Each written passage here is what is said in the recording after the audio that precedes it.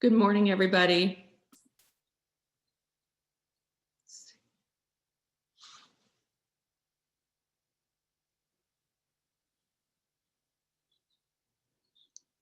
Good morning, everyone. We're just admitting all the participants right now, and we'll get started in a moment.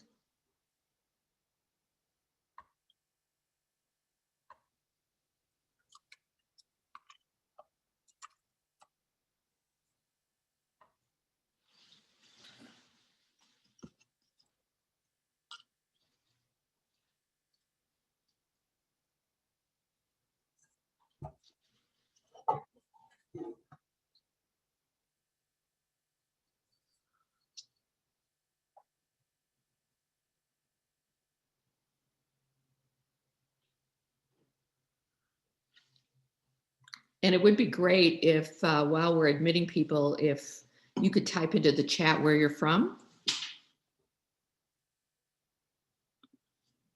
Helps us get a sense of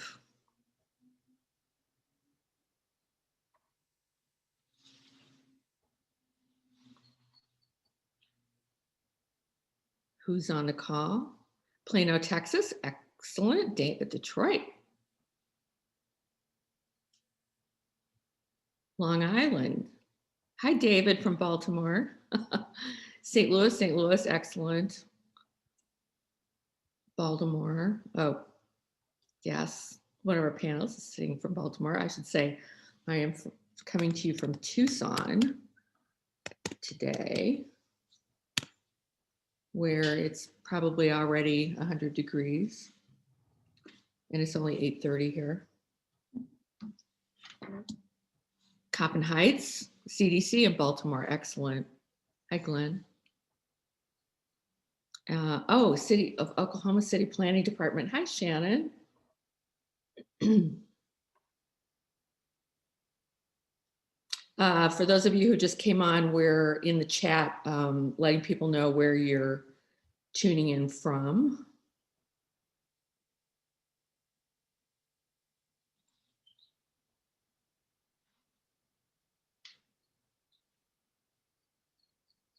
St. Louis, Euclid, Ohio, great. Hi, Laverne.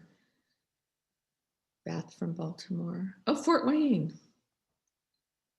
Community development. Colleen, once upon a time, I worked for NeighborWorks America and was assigned to Fort Wayne, Indiana. I worked there quite a bit. That's right. And I'm kind of best buds with John Lehner, who's definitely a Fort Wayne alum. Okay, why don't we go ahead and get started? We'll let other people join us as they come in. So welcome, I'm Marcia Nedland. I am on the steering committee for the National Middle Neighborhoods Initiative, and I'm also the person who leads the organizing of the community practice for that initiative. I also have a consulting practice. Some of you know me that way. Go ahead, Ann. Behind the scenes is my partner in crime, Ann DePetta, who's another organizer for the community practice, and she makes sure that I move my slides, etc. So let me just tell you a tiny bit about middle neighborhoods, and then we'll switch into our topic today. Middle neighborhoods has two major parts. The first is sort of the national initiative that is dedicated to, bringing attention to middle neighborhoods and what's happening to them. And the basic answer to that is that although a lot of people sort of assume that they're on autopilot and are doing fine, when you really dig in and look at the stats, they are very often on a slow decline and have lost homeownership rates, and they have lost housing value, or in hotter markets, they're disappearing as they're being absorbed into high-income neighborhoods. So we're doing that sort of work through research, policy analysis, different kinds of communications and advocacy. And that initiative is coordinated by the National Community Stabilization Trust, NCST. Some of you may have worked with them before. They're probably most well known for having started in the foreclosure crisis, and were sort of a midpoint of trying to transfer distressed property that had been foreclosed on to benevolent developers, sometimes local governments, sometimes nonprofits, et cetera. So that national initiative is advised by a steering committee of 20 researchers, practitioners, and policymakers. And then the other big chunk of our work is the community of practice. I think Anne has a slide for me here. There we go. It's pretty informal. We facilitate it, in different ways. It's about over 300 practitioners and some researchers and policymakers right now engaged in revitalizing middle neighborhoods in different ways. And our members share learnings through topical webinars like today's. And I do a lot of referrals. People will get in touch with me about something they want to know if somebody else has done, and we connect that way. We organize site visits, virtual site visits, just phone calls, and we have occasional larger group events. And I'll point out that on August 25th this year, we're going to take over the symposium of the NeighborWorks Training Institute virtually, and we'll be doing a whole symposium half-day event on middle neighborhoods. So the community practice is supported by NeighborWorks America and staffed by a small team of organizers. That includes me, Anne, and our colleague Sheila Squire. And we really hope and encourage that all of you to join our community practice at middleneighborhoods.org. At the bottom of any page of our website, you can sign up just to receive our newsletter, or also to join the community practice. And then you'll get advance notice of all of our free webinars and other events and opportunities. I also just wanted to draw your attention to something you can access at our website.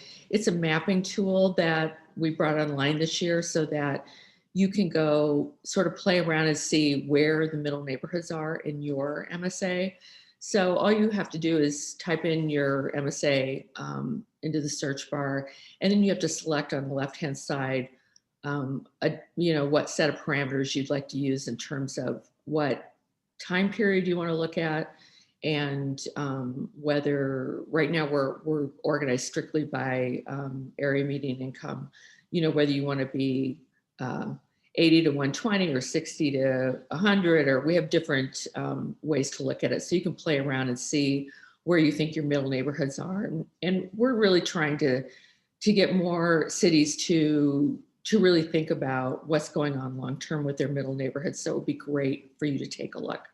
Okay. So today, I've been waiting for this for a long, long time. I've always been a distant admirer of the Main Street America program. I've never actually worked with one, but I've seen the great work that they do. And I am really intrigued with sort of, the system they've developed, the 4-point system to help train and organize the work of Main Streets around the country. So that's what we're going to talk about today. And it's another way to tackle your commercial districts. So we're going to just do some introductions. We'll have an overview of the Main Street America program from the national perspective. Then we'll have some local folks from the Pigtown Main Street in Baltimore, and some people from the Danville, Virginia River District Association. We'll have time for Q&A at the end and discussion. And so please type any questions you have into the Q&A or the chat. So the presenters we have today, we're so fortunate. We have Norma, my pal Norma Ramirez-Demise, who is the VP of Revitalization Services for Main Street America. She's based in Chicago. We have Kim Lane, who's the executive director of the Pigtown Main Street. I've actually had a slide of one of the Pigtown festivities in my neighborhood marketing slide deck for a long, long time. Paul Taylor is joining us. He's the director of the Mayor's Office of Minority and Women-Owned Businesses in Baltimore. And as I understand it, we'll hear more about that. In Baltimore, that's where their Main Street, they have a Main Street sort of interim level of funding and technical assistance from that point. Diana Schwartz is the executive director of the River District Association in Danville, Virginia. That is a place where I have worked and been able to observe firsthand an enormously transformative Main Street approach. I can't wait for you to hear more about it. And Mr. Earl Reynolds is the deputy city manager for the city of Danville, who I have worked with before and knows everything about everything, basically. So let's get started with Norma. Excellent.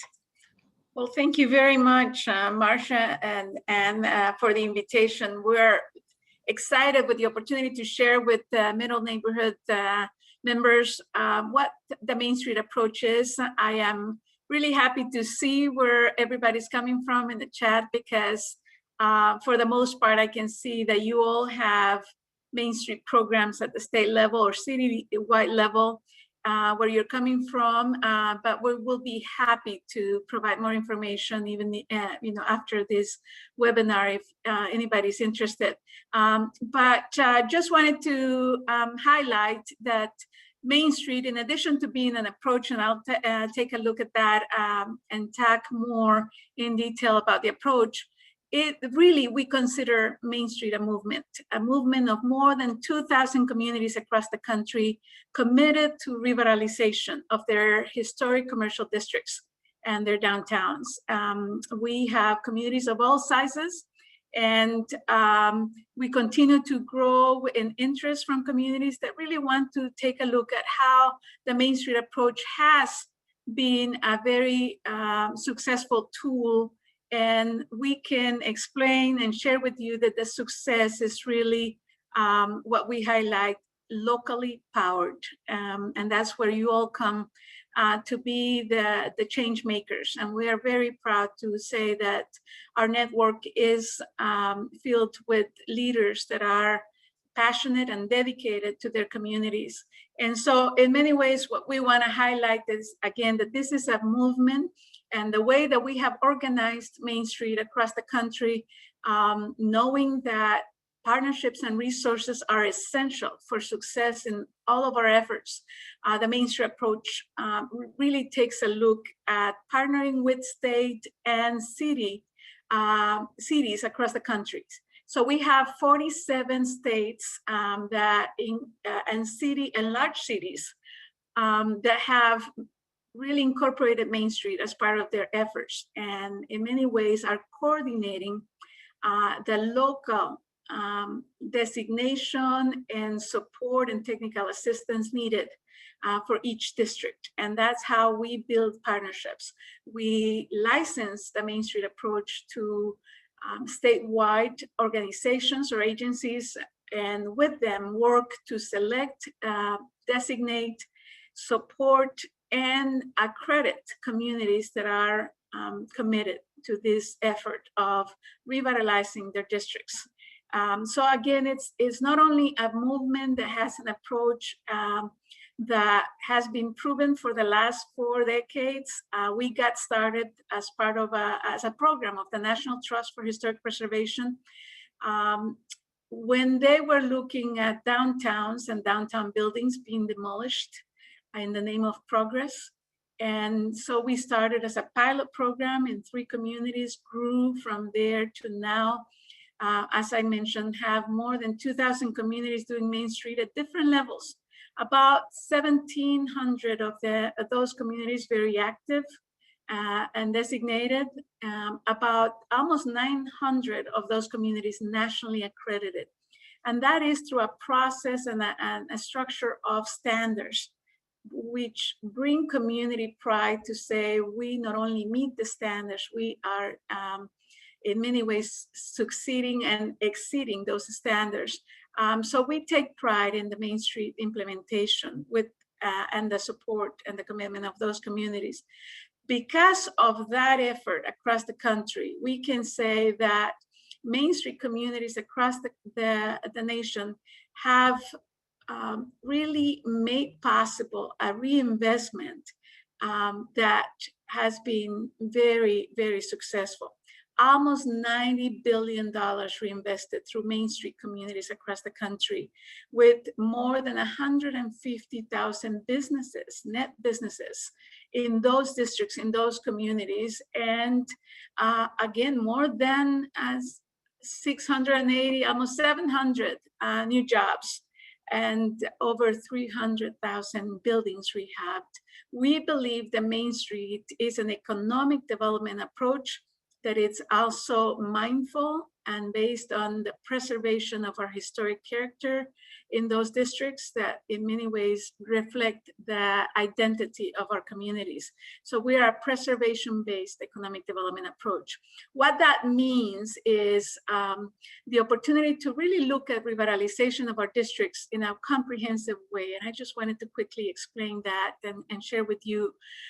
When we look at the 4-point approach, one of those 4 points to start is economic vitality. And what we mean is that we look at growing, working on, and really achieving vitality for our districts. And that is by supporting the existing base. There's no more local than Main Street in our districts. And therefore, that commitment to economic development means commitment to supporting our small business base, our entrepreneurship in spirit in each district, in each community, and the opportunity to diversify and really work with property owners to create a very strong entrepreneurship ecosystem. And with our partners as well, to add resources, to really look at the chance to support mom and pops, independent businesses, and help them succeed. It is about retention, it is about recruitment, but it is also about developing from within. So local and equitable development is at the heart of the Main Street approach. When we look at the physical components of each district, Main Street looks at what we call the point of design, that it is about improving those physical elements, the buildings and the public space, and ensuring that the historic character and the significance of that identity is also preserved, beautified, and that we really can work and showcase the welcoming atmosphere of our communities through what people can experience in our districts. And that's the opportunity then that leads to how do we position those districts as not only welcoming environments, but also unique destinations where we can market what each district has to offer, unique and local, but also opportunities to really highlight the story of those districts, what makes them special for the communities, and how we can support the local experiences and the local products and services. So that is what the point of promotion does. And everything that we've been talking about between economic vitality, design, and promotion cannot be achieved not only in the long term, but also be sustained without the community's engagement. Main Street is a community-driven approach. As much as many of us are engaged in organizations that really make a lot happen, we believe in Main Street that every organization that is engaged in revitalization must, should, and pursue community engagement at every level.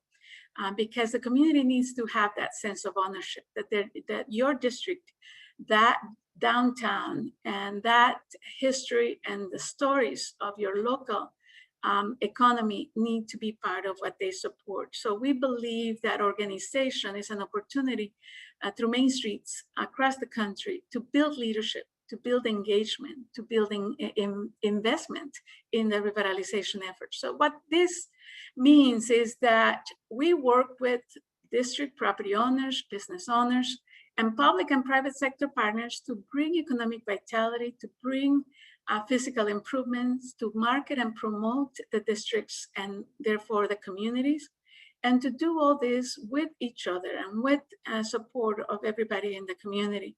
So Main Street in many ways is a great tool for engaging everybody. I often say that everybody in the community has a place in Main Street, and Main Street organizations work hard at engaging all sectors of their community as well.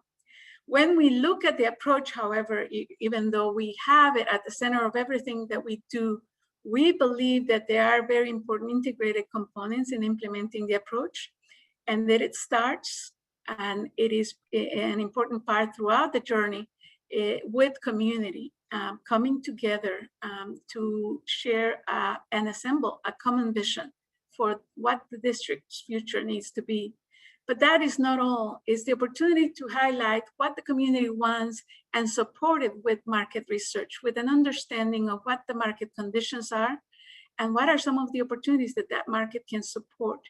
With these two pieces as the important inputs for the Main Street approach and implementation, we then promote among leaders of the Main Street programs and communities across the country to then have strategy-driven direction, or what we call transformation strategies. We believe that this is a crucial and essential component of our efforts. As many of us have ideas to share, it is important for those ideas to align, and for every project that we make a decision to implement, to align with the strategy that is going to get us somewhere, that is going to move the needle. And then with those strategies, embark in planning and implementation of the efforts, and come back to the communities with results that can be tangible, and those stories that are intangible but valuable for the community to then say, I want to be even more engaged in this effort. So for those that have not been engaged, to be able to say, wow, I can be part of it. I want to be part of it. So this is the journey of revitalization through the Main Street approach and its integrated components. And as much as I can tell you about the Main Street approach, I think what's important and the opportunity that we have this morning is the example we can highlight of two of our districts that I'm very proud they're going to be part of this webinar. And so with Pigtown, Main Street in Baltimore, and River District in Association in Danville, you will see how Main Street has been implemented throughout the last several years, and how success looks like in these communities. And we invite you to really also connect with us.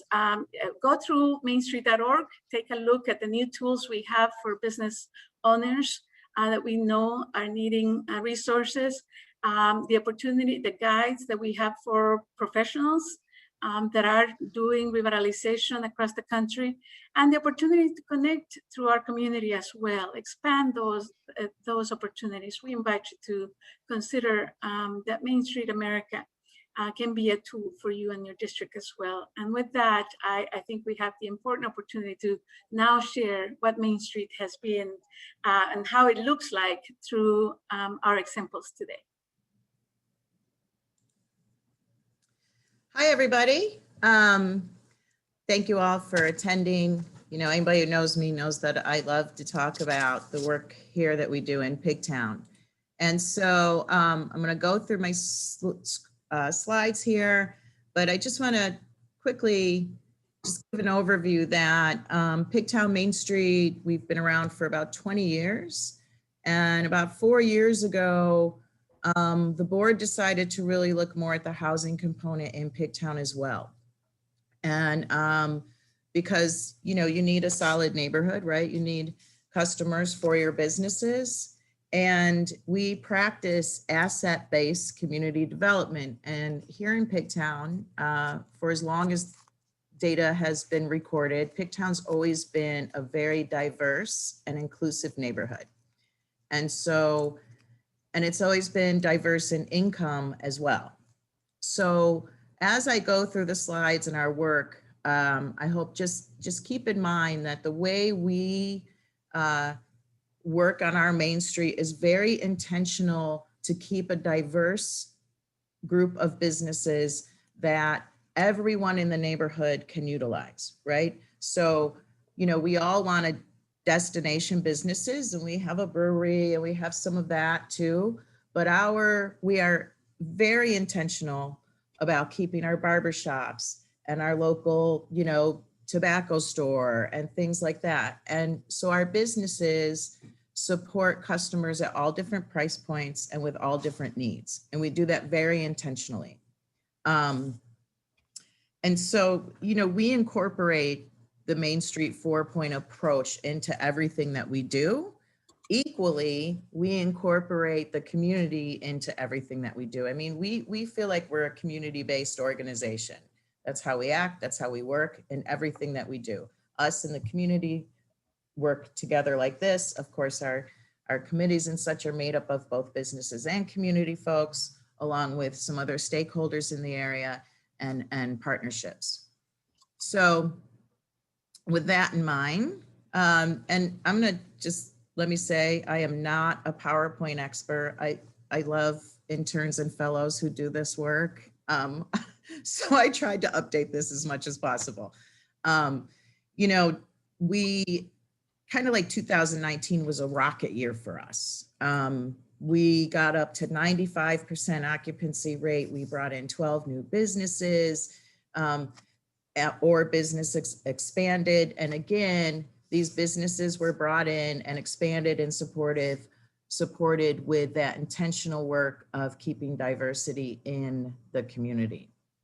And we're lucky to say that not one business has closed due to COVID. In fact, we have 2 new coming in and we have 2 expansions. So that's been wonderful. And I think a lot of that has, you know, that demonstrates that community support for your local commercial corridor, your Main Street. So, you know, we, just as Norma pointed out, the look and the feel of the Main Street is so important. And so we spend a significant amount of time also facilitating private investment.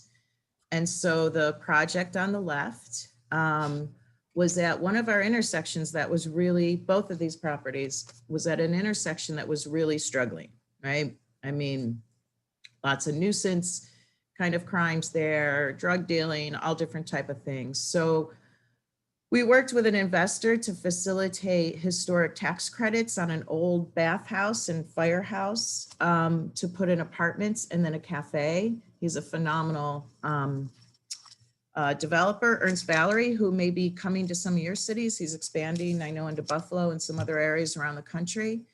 And then across the street at that intersection, Paul's Place, which has run a soup kitchen in the neighborhood, is actually opening a $10 million restaurant and carry out. And it's also a training facility for 60 residents a year to get culinary certification in the culinary arts. So it kind of meets all those needs, right? We needed, when we did a market study, people asked for a sit-down restaurant with a bar, but more of a family type of place than a tavern.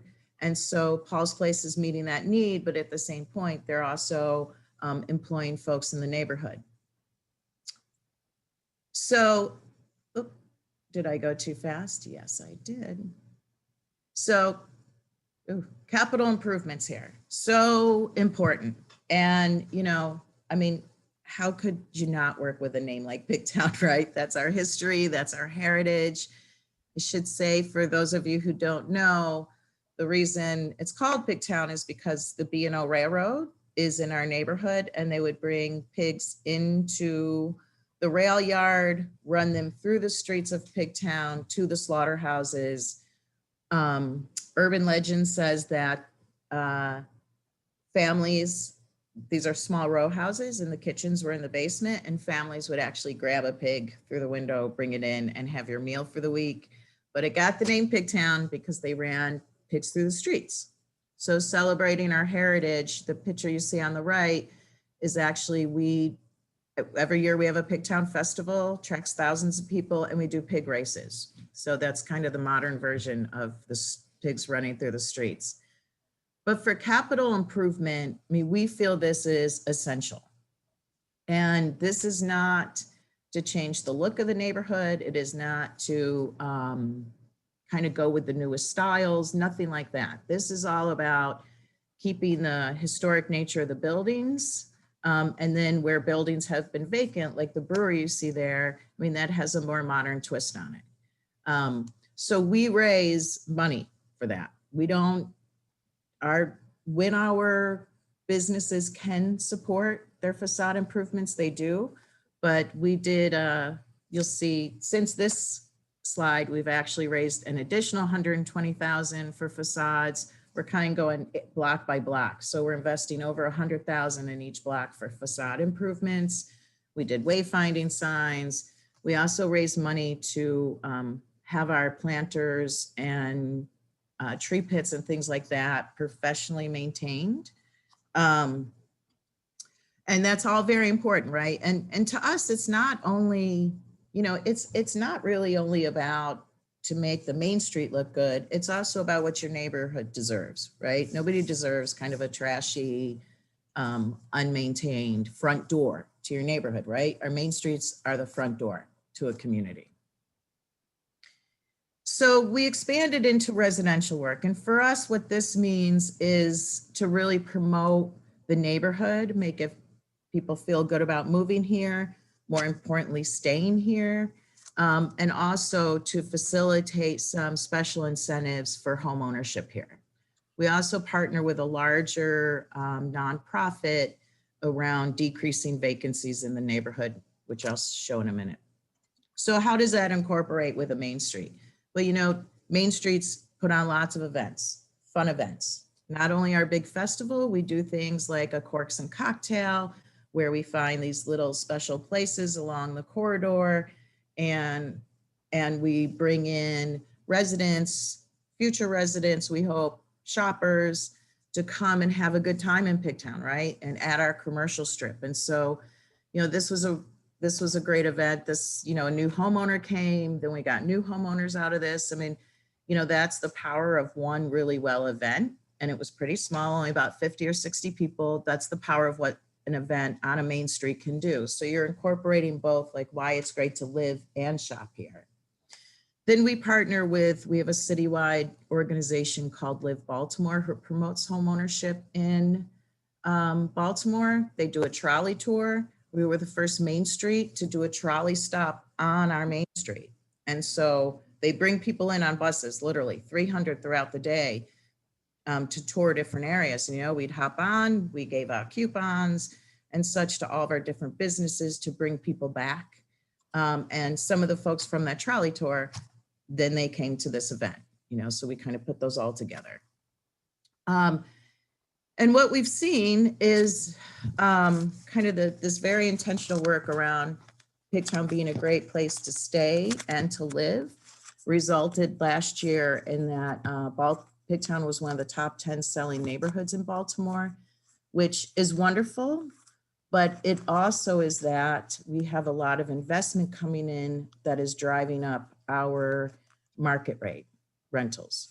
Pigtown is the third highest concentration of Section 8 in the city. So many of them are single parents working.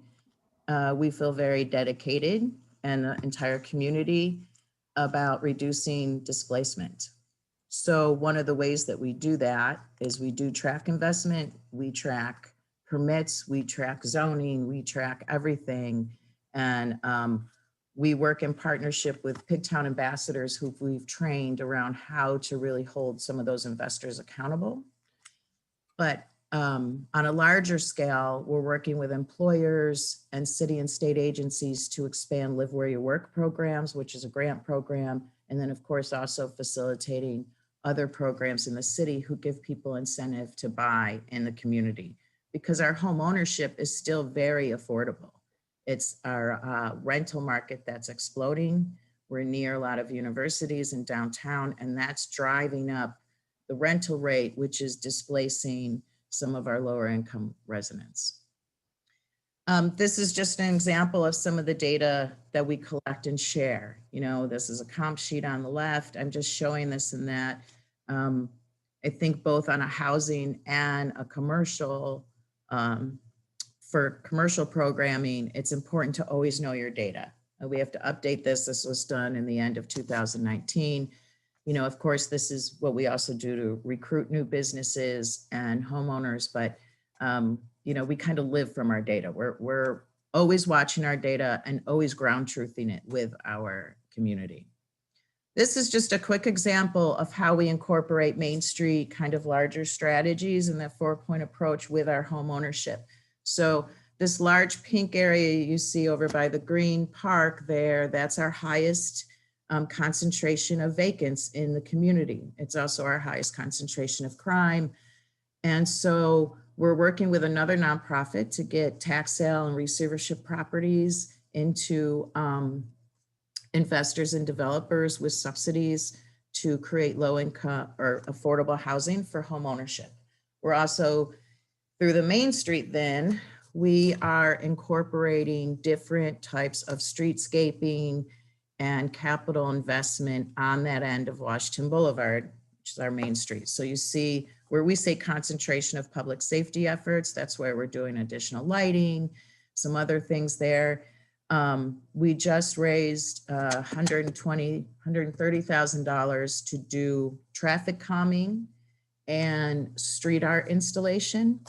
And so the 4 intersections by that area where our vacants are, our concentration of vacant is, we are putting in traffic calming and installations in those 4 intersections specifically.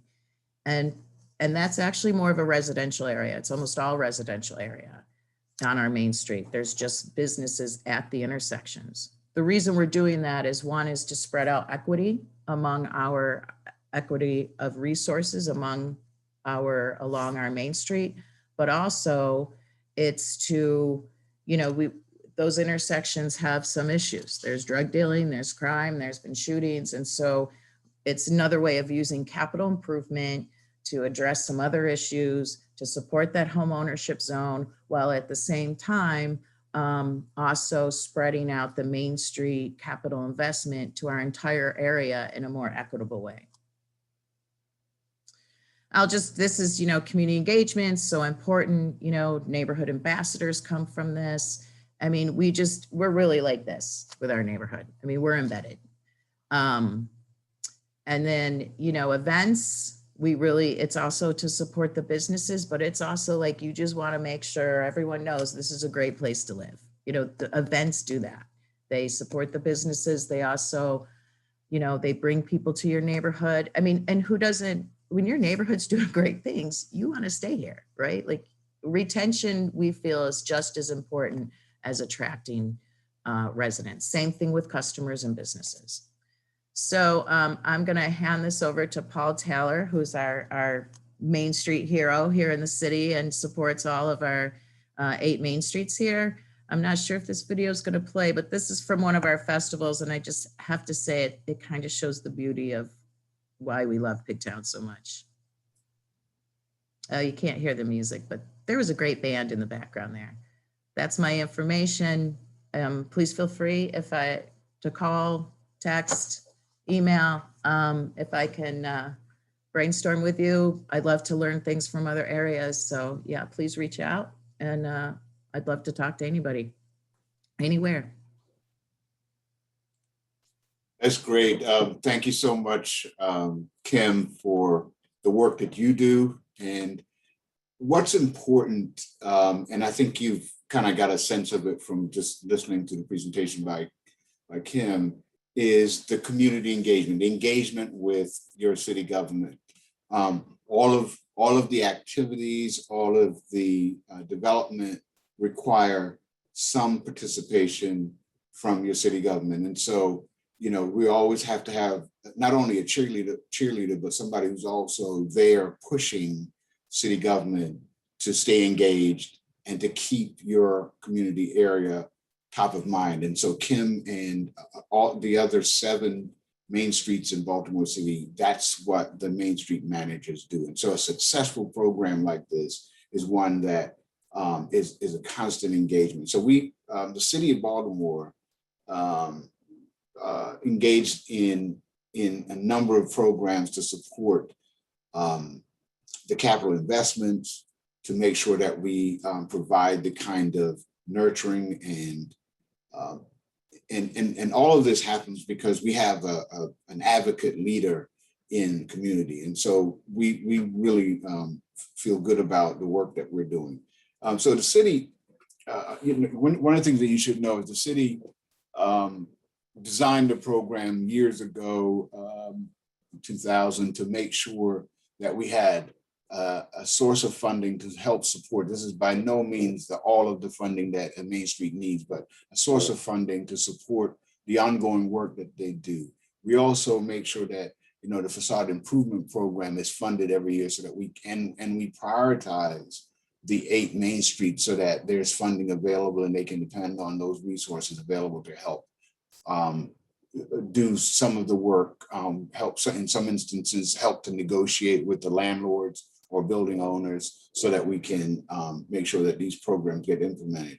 We also act as a liaison with our state organizations to make sure that there are opportunities to fund programs in the Main Streets. These opportunities come from a number of resources that might be either an auxiliary to the facade improvement program. It may be additional funding for housing in these communities. But again, because of the advocacy, because of the constant pushing, the Main Street managers can keep their particular part of town top of mind.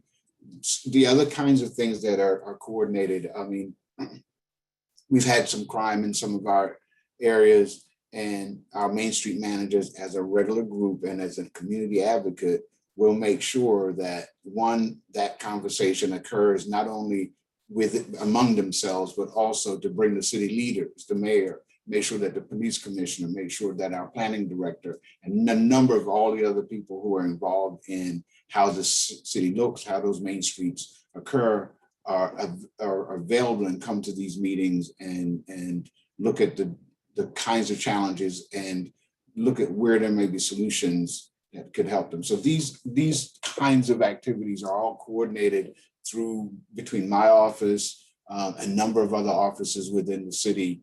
We also look at opportunities to bring additional funding to the city. One of the things that we really recognize how important Main Street and having this advocacy is during the pandemic. During this pandemic, we had to make sure that we were listening to the needs of the community, and a lot of that got channeled through the Main Streets, but also we were then able to respond to the needs of the retailers in the community.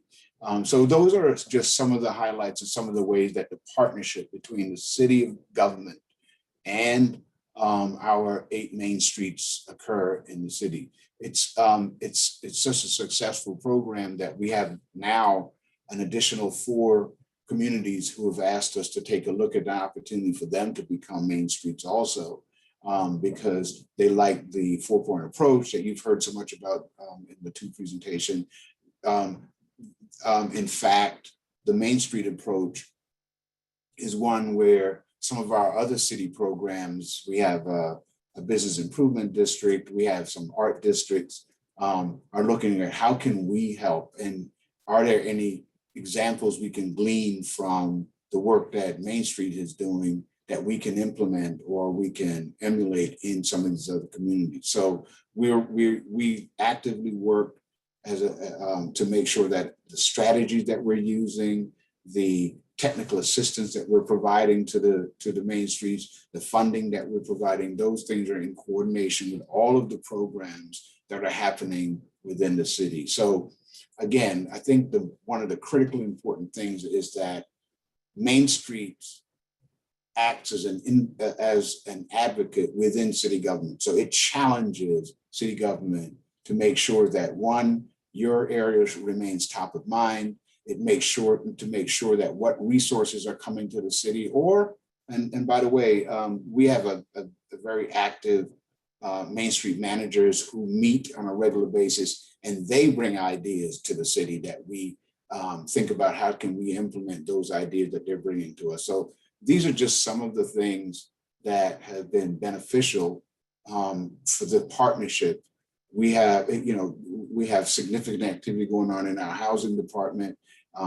We've gone through a set of strategies that our middle neighborhoods have gone through, and all of these included the voices of our Main Street managers in Baltimore City. I'll stop there, and I see some questions coming in. I'm sure there's going to be a a period of time where we can answer questions that are specific to some of the things that people need.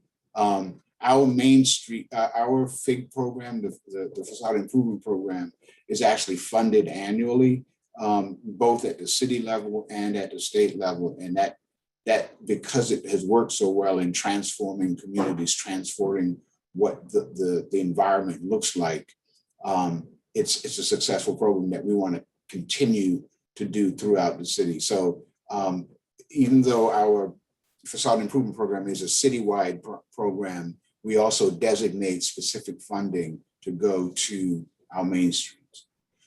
I'll stop there, and I'm sure you'll get to the next wonderful person in the River District and hear more about Danville. I'm willing to Thank hear you that so myself. much, Paul. That's really exciting. So I think, well, I mean, we'll find out more in the Q&A, but I think there are some large cities that have their own citywide Main Street program, which may have multiple, neighborhood main streets. And then in some cases, there won't be a local city program, but just at the state level. I guess, Norma, you can pipe in and answer that question. Is that right? Yes, we have several large citywide coordinating programs that are partners to select and support districts in their cities. Like Boston was our first one. And so in addition to Baltimore, we see Boston, Tulsa has in Oklahoma, and we have Orlando, DC. So there's a very good number of citywide programs or districts that are designated by their state coordinating programs that are partners in our network. So happy to answer more questions about how can you be a part of that throughout the webinar. Great. Okay, Diana Schwartz from Danville, Virginia. Would you like to introduce us to the River District? Yes, absolutely. My name is Diana Schwartz. I'm the Executive Director of the River District Association in Danville, Virginia.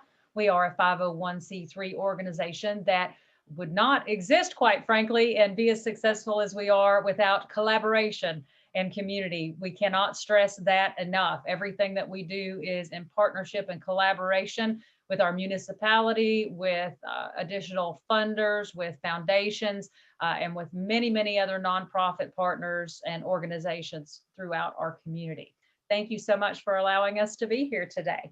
So to give you a little bit of an idea, Danville, Virginia is located along the border, the southernmost part of Virginia in the middle, about 5 minutes from the North Carolina line here in just beautiful central Virginia.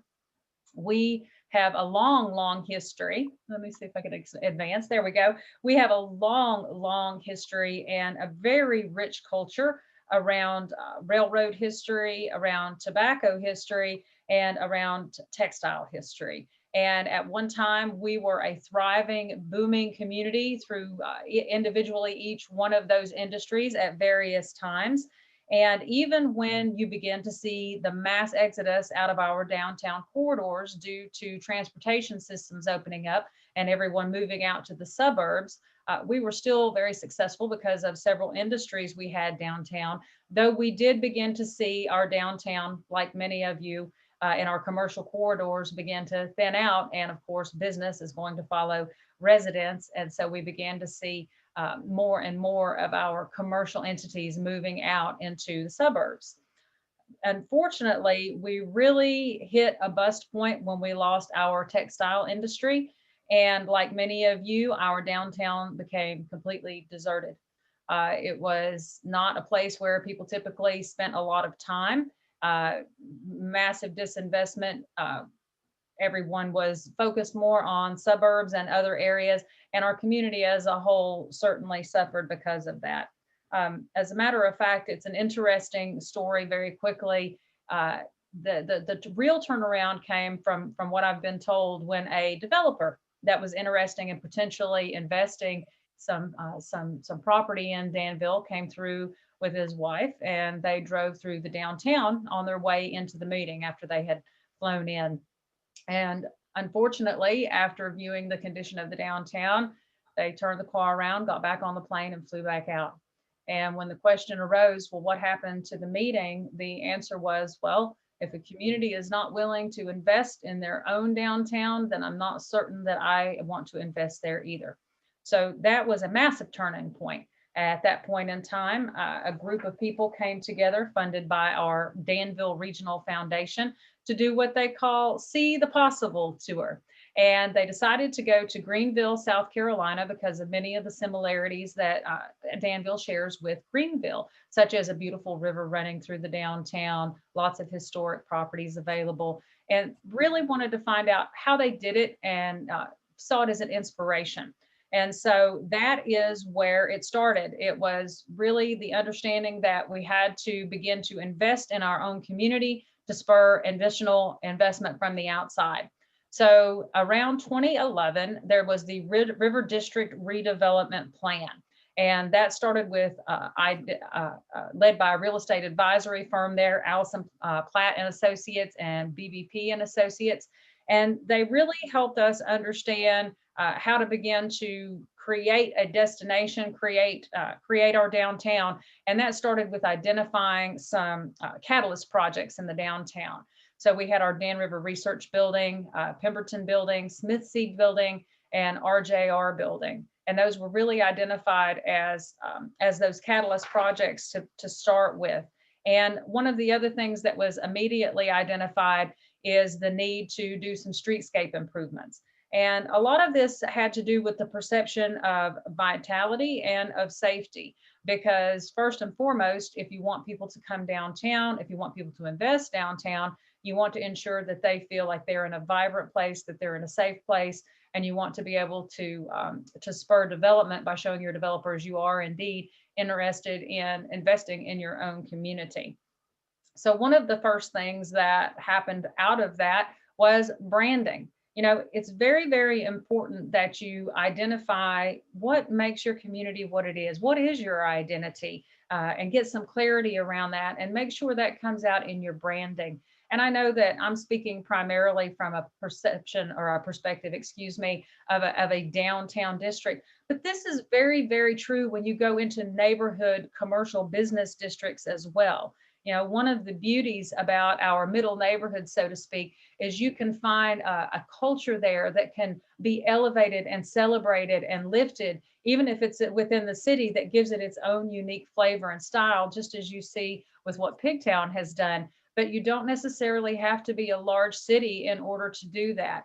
So one of the things that I would encourage you to do through working directly with your community residents is figure out who you are and bring that out through identity and through branding, wayfinding, signage, banners, street art. There's all kinds of great ways that you can implement that.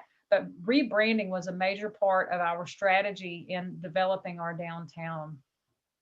Our Danville, city of Danville, had actually been part of the Main Street program early on.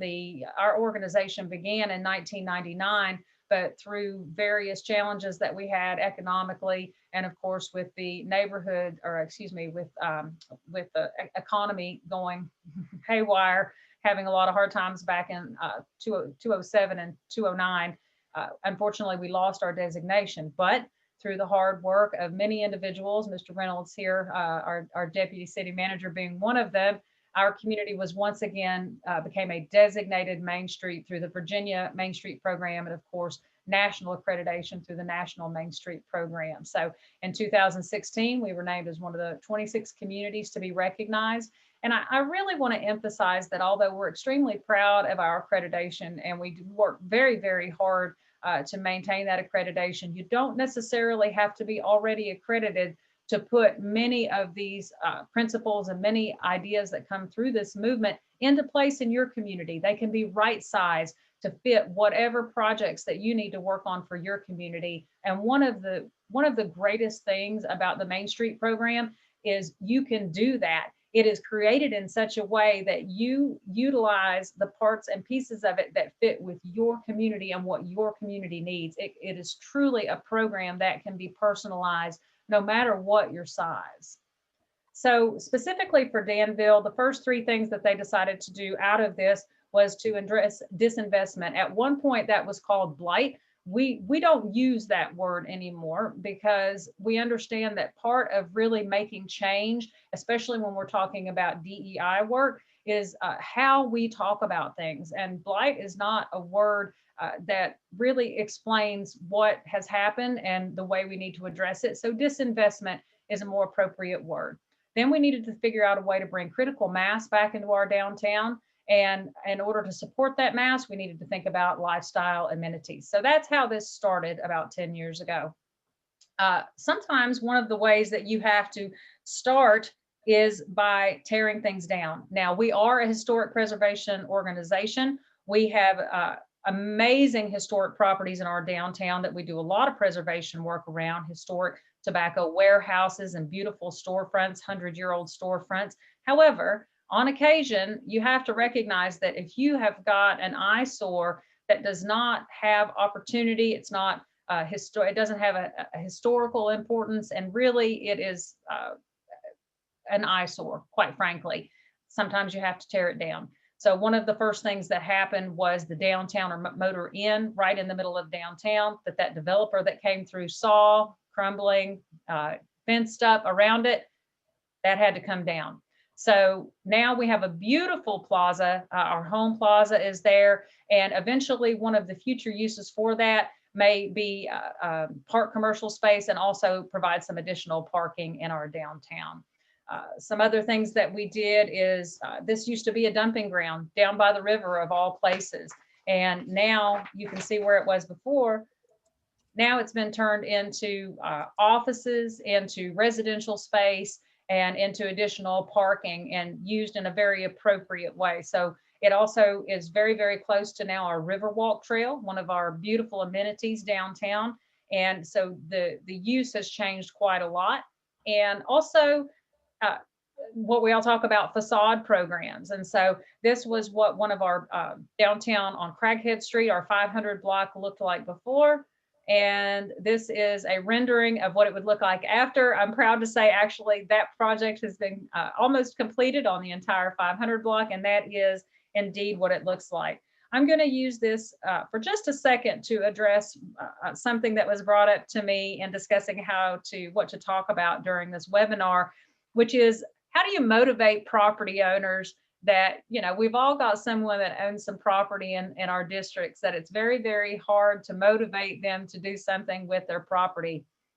So it's the carrot or the stick. Do you want to use a carrot or do you want to use a stick? So far, we've found the carrot methodology to be the more attractive way to go. And of course, everything is about relationships and conversations. So if you can get in touch with that property owner, that's where you want to start. If you can't get in to have a relationship or begin a conversation with that property owner, try to find someone else that does know that property owner that may be able to have that conversation. Some other things that you can do is sometimes property owners simply do not know where to start with their property. They may be overwhelmed. They may not understand what the overall plan is for the downtown or for your neighborhood business district. And so sometimes if you bring in people who can have some workshops on how to do incremental property development on a smaller scale, that can be very, very helpful. Knowledge is power, and helping people understand how to even go about that what can be a very overwhelming process is very helpful, especially in instances where property was maybe handed down or inherited. You can see that to be a great help. You can also, in the case that we did here, work with an architectural firm to provide some facade renderings, because I love that word, see the possible. Sometimes you have to help people see what is actually possible. Not everyone can visualize what something can be. So sometimes a little nudge to help them do that can be very, very helpful. It doesn't mean that's what they have to do necessarily, but helping them see an example of what can be can also be very motivating. And then when you have the opportunity, we also run a facade grant program that helps quite a lot too when property owners realize that they're not in this alone. If you can provide, in our case, our facade improvement program, we do a 50-50 match we'll pay up to $5,000. So that's $10,000 worth of facade work that they can get with $5,000. And to come back to the renderings, we're fortunate that Our state program actually does a contract for all of our main streets to be able to have those renderings done at no cost to the local program. And so I know that's not available for everyone. This may be an individual partnership you'll have to work out with an architect in your community. However, it really can make a difference in incentivizing people to get those properties moving forward. So bring critical mass. So we had to really look at how are we now going to get people downtown. We're making the investments, we're doing the beautification efforts, we're beginning to educate people, we're beginning to provide resources for them to be able to develop their properties. But now you have to have something to go in them in the development process that is crucial and essential. So we identified opportunities for medical. You know, if you have the opportunity to bring medical facilities into your community or into your neighborhood commercial business districts, you may be able to affect health outcomes for your community, as well as provide a stable business, because you know medical isn't going anywhere. It's something that we all need. So that was one aspect that we brought in. A huge part of what we have been doing, part of our plan, is entrepreneurship investment. Everything from creating a seed fund for bringing in smaller tech companies and helping get them started and launching them is what the Launch Place does. And the River District Association actually has what we call the Dream Launch Program. We are in our 3rd year of that. It is a 6-week workshop to help people understand the basics of what they know or what they need to know to start their own business. Now, this program is thought out and planned very intentionally for DEI. We have now educated over 200 people on what they need to know on how to start their own business over the last 3 years, and very intentional in how we set these workshops up as far as time of day, location, accessibility to transportation, and accessibility to technology as well, and experts after the fact.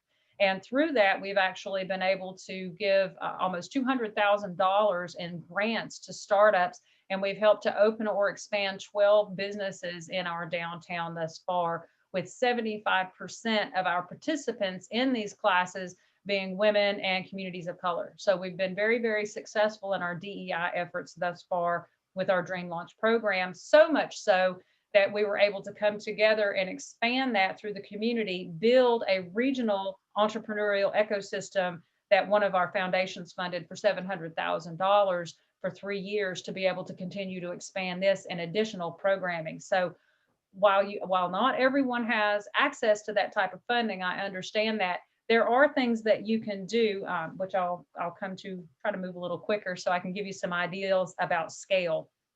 Education is a great way to bring critical mass into your community as well. If you have an opportunity to partner with a university or a college in your community that maybe doesn't have a neighborhood node, or a community or a college or a learning institution that maybe you don't have a college in your community, maybe you can reach out and begin to form those relationships with universities that you have in your region to be able to form nodes within your neighborhoods to provide educational opportunities. In addition, you want, of course, to do the traditional recruitment that we do to bring critical mass into our downtowns, everything from back office to data centers. There's all kinds of ways in your traditional economic development. We don't want to leave them out of the picture either. And then increase residents. You know, our downtown, we went from no one living downtown to over 2,000 people living downtown. And quite frankly, we just cannot build them fast enough. We're very fortunate to have housing for everyone in our downtown, everything from ADA to retirement housing. A project that we're getting ready to do, we are ensuring that a portion of the new build out is going to be accessible to workforce housing. And so making sure that we have equitable opportunity for everyone that wants to live in our downtown. We've done a lot of focusing on upper story development in order to keep our lower properties on the bottom floor available for commercial development. And it has been very successful for us. And of course, that also helps to bring in other lifestyle elements, because it's the chicken or the egg. What do you do first? Do you bring in the lifestyle elements and get people to begin coming downtown, or do you have the residents? We were fortunate to be able to do both. One of the ways I also want to bring up that we ensure that we are honoring our culture of railroad, tobacco, textile. We also have very deep civil rights and Civil War history, is that we infuse it in everything we do. You can see on the photo to the right is a new restaurant we have downtown called Cotton, and it is an homage to our textile industry that was in our downtown for so long. You will find it in several of our boutiques and retail shops and commercial offices. We have the downtown Danville Science Center that gives us lots of educational opportunities for our local region, and it is an attraction as well. And then, of course, what we did is take an assessment of everything that we had, both natural and built in our environment, and take advantage of it. So we have an amazing Riverwalk Trail that provides over 12 miles of walking, hiking, biking, and mountain biking, actually, even throughout our community. We also have a gorgeous YMCA that we built to assist with health outcomes. We do lots and lots of events throughout our downtown. I will say this, our organization realizes that we do not get the most bang for our buck trying to conduct events. It is not the best, highest use of our time and resources. So instead of trying to put on tons of events, we do a few. Instead, we partner with other organizations to try to make it easier for them to have events downtown. We provide assistance with what we need to do for that. And we will promote, but it's a win-win for everyone, because then you get more events in your downtown without burning out your staff on trying to conduct them yourself. So partner, collaborate. Use art to bring out the culture and the history of your downtown, to celebrate who you are and what you're made of, and offer plenty of opportunities for third spaces in your community for people to get together and connect. Really quick, we've got some great projects underway, our new Riverfront Park, and finally our 650,000 square foot white elephant that was Dan River Fabrics, our textile mill, is now finally underway. I am so happy to share over $60 million commitment to redeveloping our white mill. The bottom will be commercial and the other floors above it will be housing. And of course, part of that is going to be workforce housing. So right sizing this very quickly before I give it to you, Earl, for your community. Some things you can do, very basic. Take an inventory of what you have, not just assets that you have, but literally take an inventory. If you can go through and begin to understand the empty space that you have, who owns that empty space, what is the history of that space, both occupied and unoccupied, that is essential. When it comes to economic development, retention first. You want to do everything you can to retain the businesses that you have first. It's much easier to retain a business than it is to bring new ones in. Entrepreneurship. No, not everyone has $200,000 at their disposal to give grants. However, you can have ideation events. SOUP, look up SOUP in Detroit, Michigan. It's one of the best ideation events that I've come across. You can do trainings. You can partner with your SBA and SBDC to bring in trainings at no cost to help people begin to understand, how can I make my dreams come true to own a business? You can do property development workshops.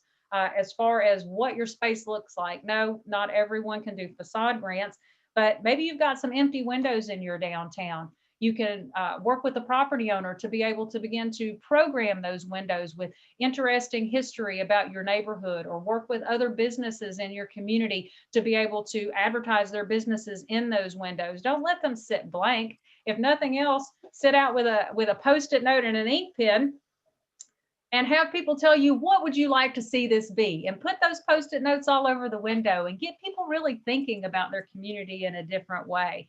And of course, flowers and cleanup goes a long way to the visual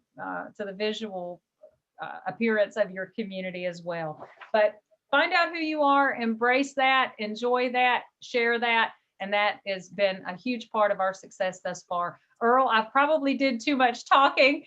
This is Mr. Earl Reynolds. He's our Deputy City Manager here in Danville, Virginia, and I do not know what we would do without you, sir. You are legend to so many, and not just our community, but many others. So, Mr. Reynolds, if you would share anything that I've left out, or words of wisdom. I know you have many. You're on mute, Earl. I'm sorry. That just goes to, that dates me. It just goes to show you that I'm not a part of the technology generation, but good morning, everybody. And I really appreciate the opportunity to, I call it driving Miss Daisy. Diana has really brought a lot of knowledge as well as enthusiasm to the city as a whole and to the River District Association in particular. And it's just been a pleasure working with her and watching all of the things that have occurred, you know, just simply around her natural energy and belief that things can get done if we just collectively work together. And that's what it's all about. The River District story is all about a group of people that actually got together because of their mutual belief that this community could stage a comeback, and not just a ordinary or mediocre comeback, but something that would be just above and beyond the imagination of most folks. And I think we're pretty much on that trajectory.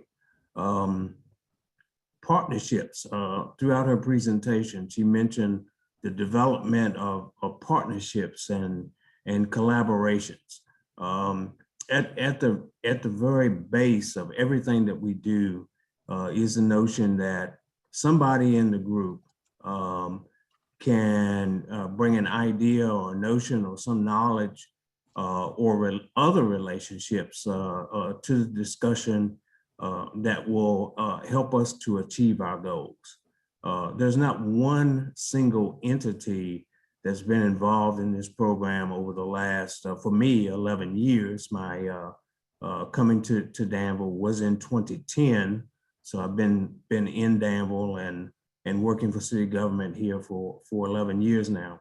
But not one single entity has carried the day.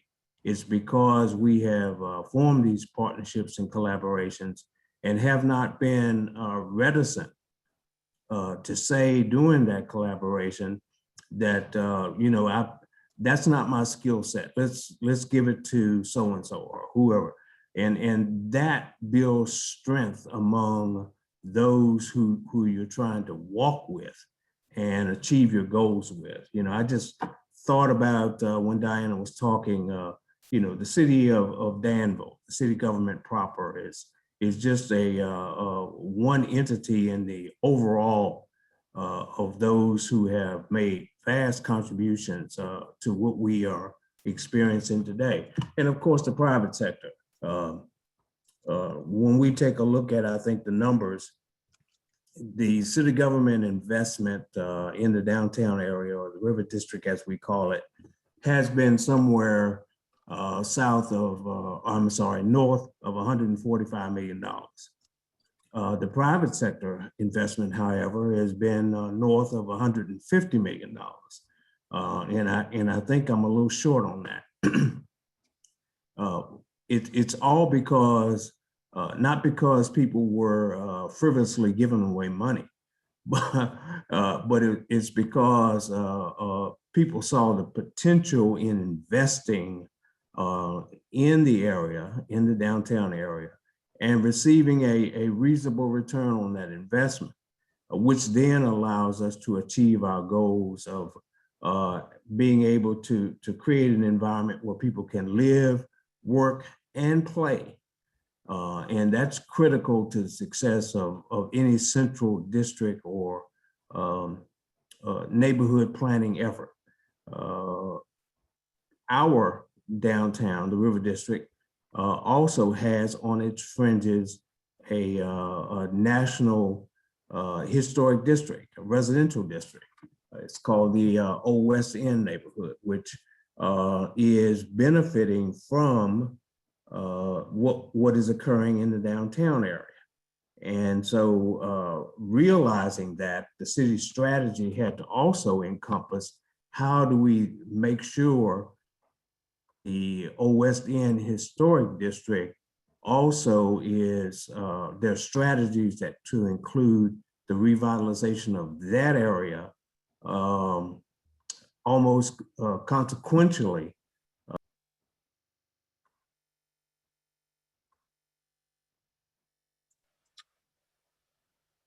Earl, you're on mute. You muted yourself again accidentally. Can you hear me now? Okay. I get excited and I use my hands, so I'm sorry.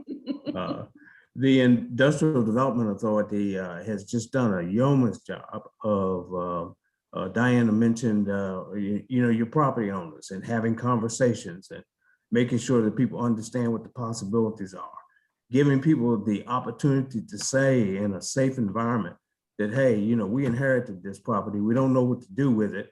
And by the way, we really don't want to do anything with it. Do you know anybody who wants to buy it? Having those kinds of conversations so you can then bring those properties into the position needed for redevelopment. And so all of those activities combined, have given us the synergy and the strength to get where we are today. That concept that Diana mentioned about looking at what is and being able to see what can be. One of the things that we have done as a local government is, again, created those safe environments and safe spaces where people could have conversations and not be penalized for their thoughts about what is it that we need to do to tackle certain problems and issues. Everything from, the simple thing of, what kind of benches do we need to have on the street downtown, all the way to the issues of how can we stage the reconstruction of utilities in the downtown to be as sensitive to the day-to-day business operations of our small business people. Those are conversations that are critical, that are important, and people need to know that you really care about them and are working in the best interest of what they are considered to be, their focal point, their source of being in your community. So all of those things, we end up being optometrists. Sometimes we have to get people focused, and that takes time, it takes commitment, and it takes some knowledge of process. And we've been fortunate to bring some very, very renowned consulting groups into our program over the last 10 years. And they have helped us tremendously as well to take that next step toward having a successful Central Business District program or Main Street program. There's so many folks who have been involved. I don't want to start calling names because you're going to leave somebody out. But I will say that Marcia, having her involvement over the years has been just absolutely eye-opening and very, very contributory to helping us to take some next steps in the process here in Danville.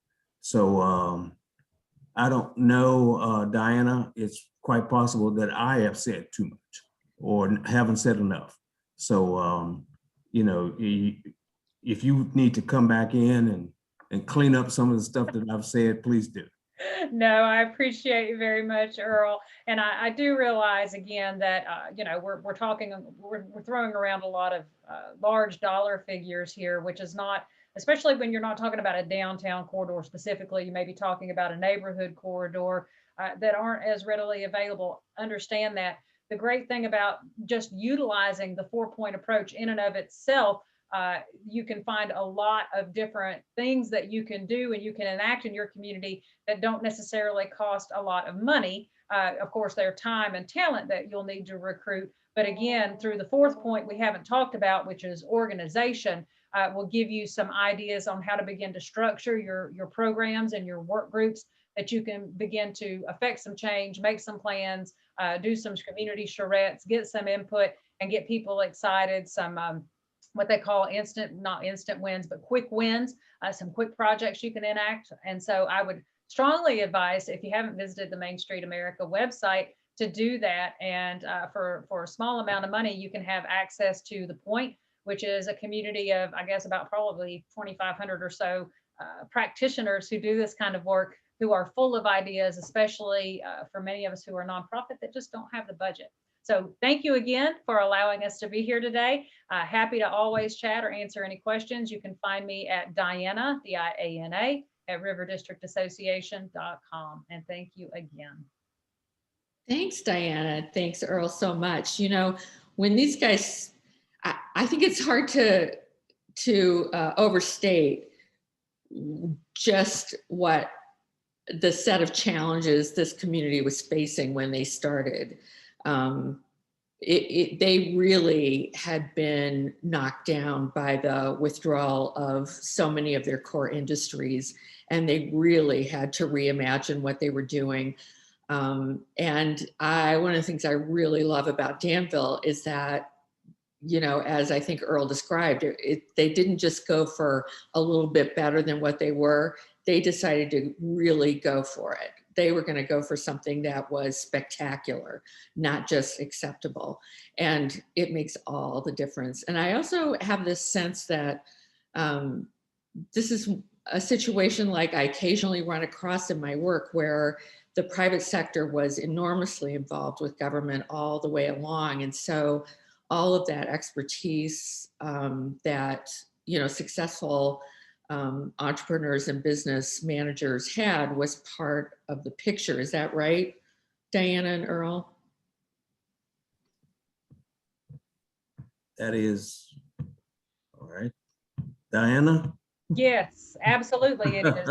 Again, it comes back to that collaboration, you know, in order, it's about that investment. Again, the city made investments, of course, in streetscape, but as they had those open, honest conversations and created that space for people to say, we really don't even want this property anymore, to be able to have vehicles, to be able to acquire those, stabilize those, and then draw in developers who would have an interest, but not just draw the interest of developers. They have a very talented staff that knows how to layer and stack various incentives that are available to some of us that may have historic state federal tax credit access. Then you have new market tax credits, you have enterprise zone in some places, in some states, opportunity zones in some places that you can take advantage of. So being able to really understand what you have and how you can leverage that. And that's what our organization has also done with any grant funding that we've got. We'll take 50,000 from the city and 450,000 from our foundation over 3 years and turn it into 1.4 million, because that's our matching. So now we can begin to leverage a lot, have a lot of leverage to go out and get more grant funding. So but it takes knowledge from every single, from the private individual to the developer to the city to all individual foundations are key. If you're not connecting with foundations, you're probably missing an opportunity there. So speaking of funding, Kim, Paul, and Diana, Earl, I really don't know the answer to this question, so it may be a silly question, but is any of the federal funding coming through from the CARES Act or is it the American Rescue something plan, ARPA fund? American Recovery. Yeah. Is that, are any of those funds accessible by Main Street programs or being allocated toward them to help in recovery? The answer to that is yes. And speaking of the advocacy of our Main Streets, one of the things that they did is they identified some targeted programs that they would like to see implemented in there. So we're able to use that information as part of our advocacy for what Main Streets want to and need to do in order to be successful. So yes, the answer is yes, that those funds can be targeted to Main Streets. That's great. And Marcia, I just wanted to highlight how crucial it is that relationship for organizations to be at the table with their city so that they can discuss the opportunities to be an instrument of support to those businesses. Because again, the connection and how you position yourself as an instrument of support so that that funding can be going as direct as possible to the businesses. And there's no, in many ways in our communities, there's no better instrument of support than your organizations. And we certainly see that in Main Streets across the country. So we are advocating so that the different buckets of the American Recovery Plan Act that goes through the states, through the counties, through the cities, and even through schools, and that we as organizations need to be at the table to discuss the connections and the way that that funding can be used and directed to our local economies. Yeah, that's great. And as Diana said in the chat, I mean, it's right. We can never be reminded of this enough. You have to have the relationship and be sitting at that table when these new surprise funds come down, so that you're helping to make sure that the budget for the use of those funds includes you. Marcia, I would just like to say that, I mean, not only when there are special activities, but I think it's incumbent on being consistently available, consistently meeting with the city planners and the economic development agencies, and, you know, talking to the mayor's office, so that, you know, because a lot of times, you know, because the Main Street managers are on the ground, they may sense, feel, know things that we may not know at sitting in City Hall or whatever. And so they can bring to us ideas that then we can implement throughout the system. So yeah. Oh, that's good. To echo Paul, it's not that they may not know. I mean, they may know. Let me just say from my experience, they do know what we don't know. Yeah, you want to build an organization where the organization is not an afterthought. When, even before the pandemic, whenever we have the city manager has a standing committee that meets every month, that it's called the River District Subcommittee.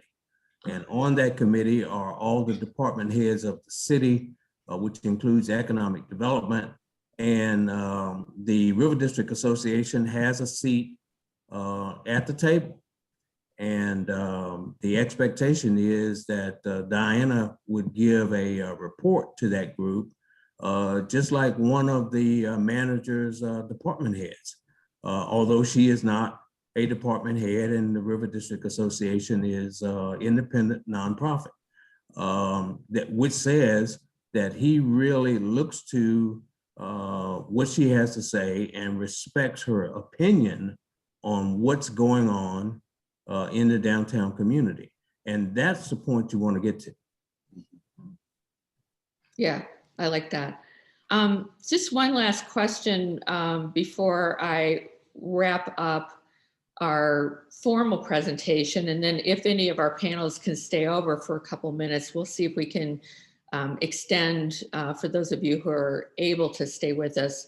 But I wanted to ask Norma, for anybody who's in this webinar and is not currently associated with their state or city level Main Street coordination partner, how would they go about figuring out who that is and learning more about what the opportunities are to become a Main Street program? Welcome that opportunity to talk with any of the participants. Please contact me and contact us. Take a look at our website and you'll find the programs there, and see if that gives you enough information. If not, just feel free to reach out. I'll definitely put you in that line of communication to see if we have a state or a citywide program in the area that your organization is serving, the districts that you're serving. But if not, we have opportunities to establish a direct connection to see if we can be of support in your efforts. We have the Main Street America program that is basically really focused on the designation driven type of networking and support of communities. But we also have the the urban main program, that it is also reaching out to urban districts that are not necessarily designated as main streets and are in large cities where perhaps there's not a citywide program. Again, all the connections we can make. What's important here is to establish that base of support and resources and collaborations. And so that's what the Main Street America is all about, the opportunity to say, we could reach out and connect directly, but we want more resources to come your way as well. And that's why we believe the citywide programs and the statewide programs connect and add more resources. And that is the type of partnership we have across the country. So again, and we foster more connections with also foundations and with corporations across the country. We co-founded the Small Business Saturday with American Express. Many don't know that, but it is an effort that American Express has taken nationwide, and it's been very successful. We continue to partner with them in other efforts. We are partnering with T-Mobile for community grants and opportunities. We have partnered with the Knight Foundation in the past. There are several opportunities that, and we're always looking at what foundations and corporations might be able to add to this effort, because just like everybody knows, funding is definitely a resource that we can always welcome more of to be able to support our districts as much as possible, especially during this time. I just wanted to add, with the American Recovery Act or Plan Act, we also have a specific advocacy campaign and ongoing efforts to connect, to make sure that those resources are as much as possible directed to Main Street organizations, because we know that's the best and most direct way to help the small businesses in many of our communities, in many of our districts. So we welcome your just to go and see our website.